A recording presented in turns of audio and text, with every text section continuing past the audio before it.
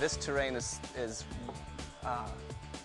very nice. There's tons of footing, handholds, and it's you don't realize what you've climbed until you've already ascended it, and you look down like, well, okay, it looks impressive from top or bottom, but while you're doing it, it's relatively easy. What I'm going to do is I'm going to go halfway, and it's just kind of how I like to spot. It's not a huge elevation gain. You're only gaining, I would say, 300 to 500 feet. So you're not going up super steep terrain. It's more you're going over rocky terrain, because as the glacier melts back, it's uncovering that bedrock from underneath, and that's what we're going to be walking on the second part of the trail, and that's why it's a little more off the beaten path. There you go, good, perfect, nice. The guide was very careful with us and showed us which path to take, and someone was always right there making sure that you stepped in the right place, and the rocks were very accessible. There's lots of places to put your feet and for handholds, and I was actually really surprised about how easy it was to get up those rocks. So there it is, you guys. This is our kind of our first sight of the Mendenhall Glacier, and it's pretty stunning seeing it up close like this. And again, it's this is the only way you can really get out there and get as close as you can by taking this trail.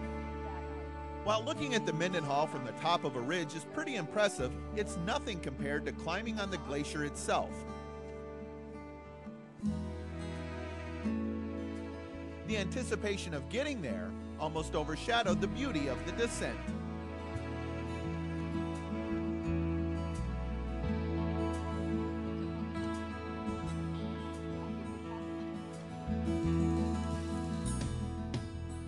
Now, while the glacier appears to be rough with the presence of gravel and silt from its travel down the mountain, it's still ice, and very slippery at that.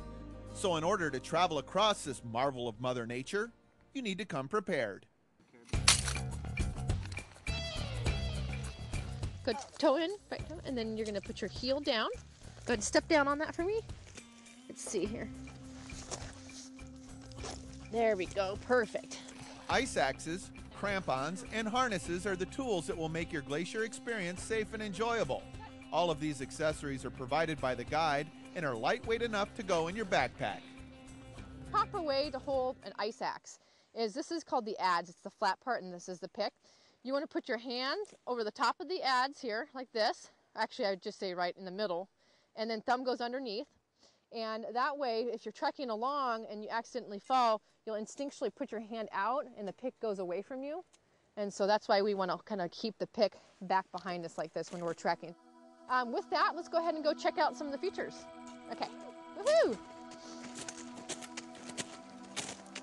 After some easy instruction, it's time to experience the outdoors in a way that few people ever have, or ever will for that matter.